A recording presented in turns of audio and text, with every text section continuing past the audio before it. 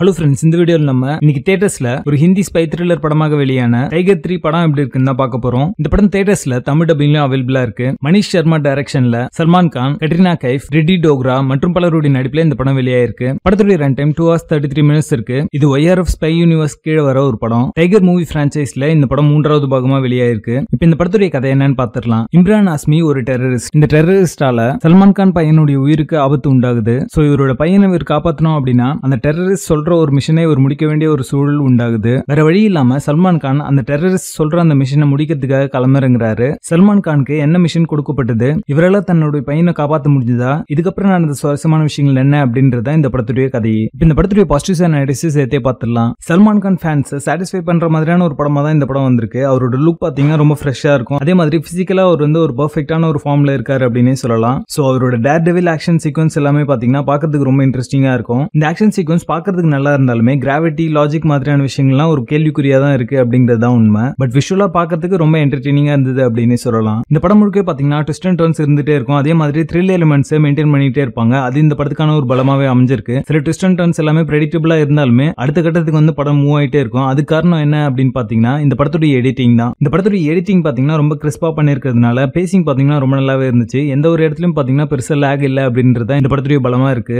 அனைக் கோஸ்வாமியோட cinematography பாத்தீங்கன்னா இந்த படத்துக்கான ஒரு பெரிய பலமாவே அமைஞ்சிருக்கு. Europe, Russia, Istanbul, India, Pakistan நிறைய லொகேஷன்ஸ்ல இந்த படத்தை ஷூட் பண்ணிருப்பாங்க. அதெல்லாம் பார்க்கிறதுக்கு ஒரு விஷுவல் ட்ரீட்டா இருந்தது அப்படின்னு சொல்லலாம். இந்த படத்துடைய வில்லன் ரோல் பாத்தீங்கன்னா ரொம்ப ஸ்ட்ராங்கா இல்ல அப்படின்றதான் உண்மை. அவருடைய ரோல் கொஞ்சம் கான்ஃபிளிக்டோட வச்சிருந்தாங்க அப்படின்னா இன்னுமே இந்த படம் இன்ட்ரெஸ்டிங்கா இருந்திருக்கும். ஒரு ஸ்பை த்ரில்லர் படம் அப்படின்னு எடுத்துட்டீங்கன்னா அதுல இருக்கிற ஜானர் எலிமெண்ட்ஸ் எல்லாமே இந்த படத்துல இருக்கு. இதுக்கு முன்னாடி நீங்க பார்த்த ஹாலிவுட் அண்ட் பாலிவுட் படங்கள்ல இருக்கிற அதே சீக்வன்சஸ் இந்த படத்துலயுமே இருக்கும். புதுசா எதுவுமே ட்ரை பண்ணல அப்படின்றதான் உண்மை. கட்ரினா கைஃபுடைய அந்த கேரக்டர் ஆர்க் அண்ட் டெவலப்மெண்ட் இந்த படத்துல ரொம்ப நல்லாவே இருந்துச்சு. அவங்களுக்கு ஒரு பேக் ஸ்டோரி வச்சு ஸ்ட்ராங்கான ஒரு மோட்டிவ் வச்சிருப்பாங்க. அது இந்த படத்துக்கான பலமாவே இருக்கு அப்படின்னே சொல்லலாம். அதே மாதிரி ஆக்ஷன் போர்ஷன் எல்லாமே பாத்தீங்கன்னா எஃபர்ட் போட்டு ரொம்ப நல்லாவே பண்ணிருந்தாங்க. அது பார்க்கிறதுக்கு நல்லா இருக்கும். இந்த படம் YRF ஸ்பை யூனிவர்ஸ்ல வர ஒரு படம் அப்படிங்கிறதுனால சர்ப்ரைஸ் கேமியோலாம் இருக்கு. சோ அது இந்த படத்துக்கான ஒரு பலமாவே அமைஞ்சிருக்கு அப்படின்னே சொல்லலாம். என்ன கேமியோன்னு மோஸ்ட்லி எல்லாருக்கும் தெரிஞ்சிருக்கும். தெரியாதவங்களுக்கு நான் சொல்ல விரும்பல, நீங்க படத்துல பாருங்க, நல்லா இருக்கும். இந்த படத்துல இருக்கிற டைலாக்ஸ் எல்லாமே இன்னும் கொஞ்சம் பெட்டரா எழுதிருக்கலாம் அப்படிங்கிற மாதிரி தோணுச்சு. மோஸ்ட் ஆஃப் த டைலாக்ஸ் பாத்தீங்கன்னா ஒரு பஞ்சை பேக் பண்ணி கொடுக்கல அப்படின்ற மாதிரியான ஒரு ஃபீலிங் நம்மளுக்கு தருது. இந்த படத்துடைய பேசிங் நல்லா இருக்கும். மொத்தத்துல இந்த படம் ஒரு one time watchable spy thriller படமாக வந்திருக்கு. படத்துல அதர் கண்டென்ட் எதுவும் இல்லை. இந்த படத்தை நீங்க ஃபேமிலியோட பார்க்கலாம். டைகர் 3 படத்துக்கு எங்களோட ரேட்டிங் 6 out of 10.